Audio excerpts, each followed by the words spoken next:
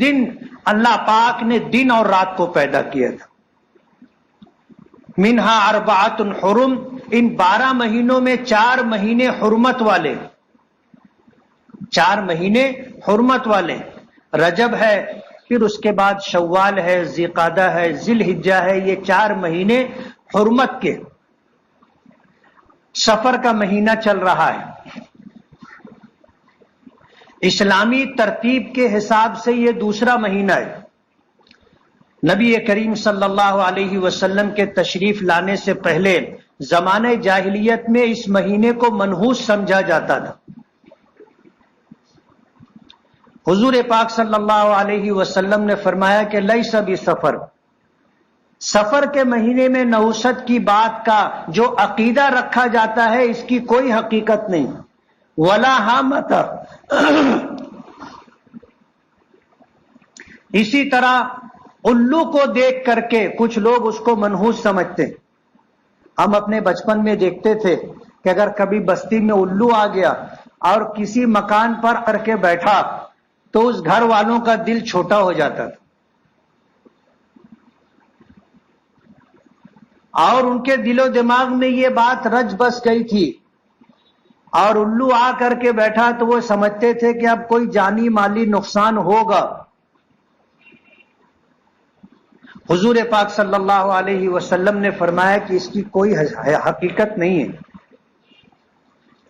سفر کا مہینہ ہو، الو کا آنا ہو، بدشگونی ہو یا چھوت ہو، یہ چاروں چیزیں نبی کریم صلی اللہ علیہ وسلم نے ذکر فرمائی کہ اس کی کوئی حیثیت نہیں ہے، کوئی حقیقت نہیں ہے.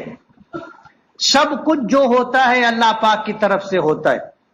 اب ظاہر بات ہے گھر پر الو آ کر کے نہیں بیٹھا تو بھی تو گھر میں میت ہوتی ہے کہ جب الو آ کر کے بیٹھے گا جبھی کوئی گھر میں مرے گا. ایسا کچھ بھی نہیں. اللہ کا ایک نظام ہے، اس میں الو کا کوئی عمل دخل نہیں. اللہ کا ایک نظام ہے، اس میں سفر کا کوئی عمل دخل نہیں. اللہ کا ایک نظام ہے، اس میں بدشگونی کا کوئی عمل دخل نہیں.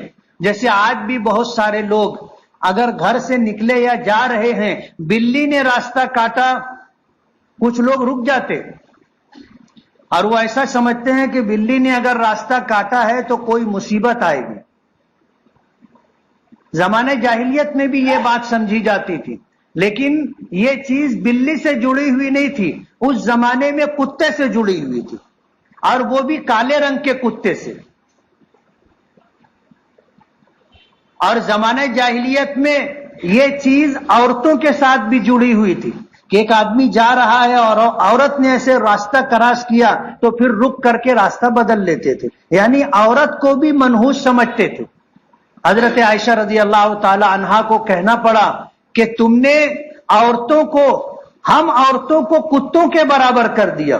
جیسے تم کالے کتے کو منحوس سمجھتے ہو تو تم نے عورتوں کو بھی منحوس سمجھ لیا. تو زمانہ جاہلیت میں ان چیزوں کو منحوس سمجھا جاتا تھا.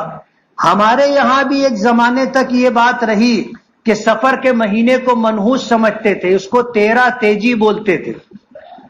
سردار لوگوں کو معلوم ہے، رشتے کے لیے بیٹھتے تھے تو دیکھتے تھے 13 تیجی ہے، بولے رشتہ نہیں کرنے کا، شادی نہیں، نکاح نہیں، ابھی بھی نہیں ہوتا. کبھی شوال کے مہینے کو منحوس سمجھا جاتا تھا. شوال کا مہینہ حضرت عائشہ صدیقہ رضی اللہ تعالی عنہا کو کہنا پڑا کہ میرا نکاح سرکار دو عالم صلی اللہ علیہ وسلم سے شوال کے مہینے میں ہوا تھا، مجھ سے زیادہ قسمت والا اور کون ہوگا. تو سفر کے مہینے کو منحوس سمجھا جاتا ہے، اور اس مہینے میں کسی اچھے کام کی شروعات کرنا یا اس مہینے میں نکاح کرنا، ان چیزوں کو معیوب سمجھا جاتا ہے. حالانکہ اس کا شریعت سے اور حقیقت سے کوئی تعلق نہیں. آج بھی ایسا ہے کہ جب رشتے کے لیے دن تاریخ کر لینے کے لیے بیٹھتے ہیں تو کیلنڈر منگایا جاتا ہے اور اس میں دیکھتے ہیں اگر آ گیا قمر در اقرب، بس پھر مسئلہ رک جاتا ہے، بولے اقرب ہے. اس کو بھی منحوس سمجھا جاتا ہے، جبکہ شریعت کا اس سے کوئی تعلق نہیں ہے۔ ایک عجیب بات ہے، اللہ کے رسول صلی اللہ علیہ وسلم نے فرمایا کہ اگر نحوست ہوتی تو 3 چیزوں میں ہوتی، گھر میں، سواری میں اور بیوی میں، اس لیے کہ یہ چیزیں ہر انسان کے لیے لازمی ہے۔